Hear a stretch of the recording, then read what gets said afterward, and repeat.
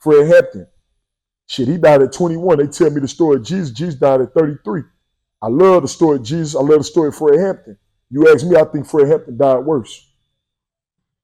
And that's just me being honest with myself. Let me tell you something, bro. You know the story. Fred Hampton got shot so many times next to his pregnant woman while she was pregnant with his child. He was younger than 21 or 21 years old. He had a baby on the way when he got killed. And they tore his house off the fucking hinges. Right now, you can go to certain states that have homes that reenact the house that Fred Hampton died in. Religious dogma. Right now, we can all go into a church and see pictures of Jesus on the cross. That's another thing. Who told people to put Jesus on the cross and put it on a chain, with all due respect? Who told people to put Jesus on the cross and put it on a tattoo, with all due respect? Who told us to walk in a church and respect that our God is on a cross dying up there while we praying to him? That's like if you walk out of here right now, Lord forbid, you hit by a car, and I make a chain of a car hitting your motherfucking ass. Or get a tattoo of a car hitting your motherfucking ass. Who the fuck? I'm sorry, y'all. I don't think Jesus wants us to talk about him dying on the cross all day. I think Jesus would much rather a nigga wear a chain of hands breaking bread, feet walking on water. Am I wrong? Am I right? I'm sorry, y'all. So what do you think about that? Because most of the Jesus tattoos I do, the only time they get them on the cross is when it's a small silhouette. Usually they just get the big face, but it does have the crown of thorns. I don't like that. Insinuates I don't like none of that. I don't like celebrating how the enemy won. Gotcha. They were supposed to technically, because that's how Jesus' story got all around the world, and we're all able to hold on to Jesus in our hearts for our whole life and live our life with Jesus because the way in which Jesus died. So the story was told all throughout the nation. But who said we were supposed to let them do that to us? They show us how they killed our God, somebody who came to deliver us and die for our sins over and over again. Why would I be cool with him dying for my sins on the cross and you showing me that while I'm praying to him? Like, I want to celebrate all the good things this person did within their life. So I want to get a tattoo of feet walking on water on my body before I get a tattoo of a man dying on the cross on my body. Because I don't want to celebrate that moment.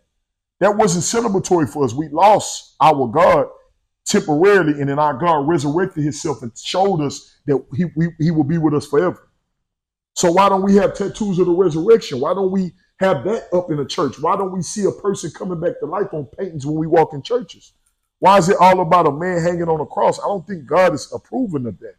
I think that's religious dogma. I think that's paganism. I think that's them putting it in our face that they can do whatever they want with our leaders. I mean, some small ass. You think it's just what sells the most? Hell no, it sells the most because, you know, as I know, we make things sell.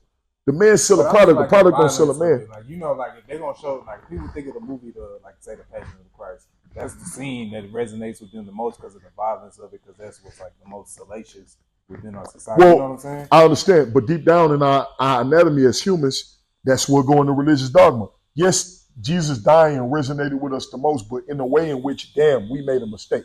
When you read these stories about Jesus dying, I ain't mean it in a good way at all. That's what I'm saying. It resonates with us in a painful way. So we run from all other pain. We get away from all other pain. We try to not hold on to everything else. Why are we holding on to the idea of our God being killed a certain way? Mm-hmm. That don't resonate with us positively. So even that in itself is like some negative ass shit. It's similar to how they got this movie called Judas and the Black Messiah. Y'all seen that movie? Mm-hmm. Came out a few years ago with the bro. Now, that movie, I don't know if you've seen, Queen, but it's about Fred Hampton. It's supposed to be an autobiography about the man who portrayed Fred Hampton and gave him I don't know if it was his son or his grandson. I think they spoke about that. Yes, sir. I had watched it. Well, I mean, it says on everything is about Fred Hampton. They call him, the dude name on the movie is Fred, Deputy Chairman Fred Hampton. It's a radical Black Panther movie. It's about the Panther Party, but the movie is called Judas and the Black Messiah. So it's not about the Black Messiah, it's about Judas. So if Hollywood can call the man who traded on Fred Hampton Judas, and Judas is the man who traded on Jesus, y'all telling me these higher powers or people with money can call Fred Hampton Jesus and we don't know that? We don't know that this is Jesus, but we don't teach our kids that Fred Hampton was Jesus. But the people who killed him can call him Jesus and make a movie about him being Jesus. And we just, so I don't respect that nor honor that. If I don't teach my kids that Fred Hampton was Jesus in the 90s and before that, I'm insane. Because Hollywood is calling him Jesus on a movie.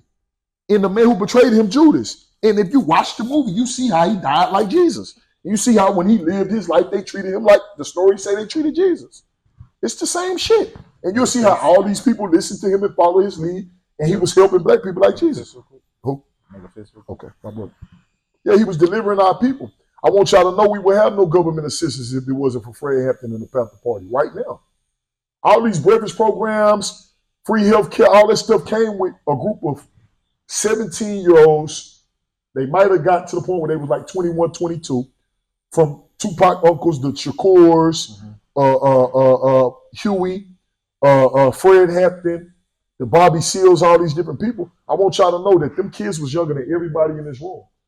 It was 17-year-old black indigo children that were creating hospitals, banks, schooling, and they were helping our people, and they were 10 years younger than damn near everybody here.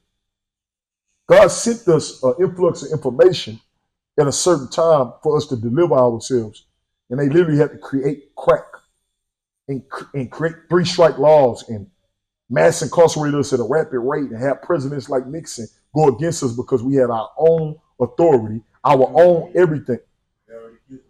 We was coming out of oppression. But at that time, they had to kill our Messiah as well. And who did Hollywood say was our Messiah? Fred Hampton. Give you even one better. Imagine if you do some research and I told you, and I do some research, we do some research together, and we realized that Fred Hampton was a baby when his mama was babysitting Emmett Till. Imagine if y'all searched that on y'all phone right now and dug into it if y'all felt like it later on or now. That the baby Emmett Till that we know about and how horrific he died at the hands of the evils, Fred Hampton, mom used to babysit Emmett Till. That ain't no coincidence. Man, God gonna put a God in a little kid before God let us sit here and destroy ourselves and destroy each other. God gonna put a God. God gonna put himself, the most high energy, in an 8-year-old before he condemn us as a people. But it's our job to protect that 8-year-old. Same way the wise men and a bunch of different people protected Jesus. The stories talk about this. But we don't protect our prophets enough, brother. So that's why I'm getting a big boot on me.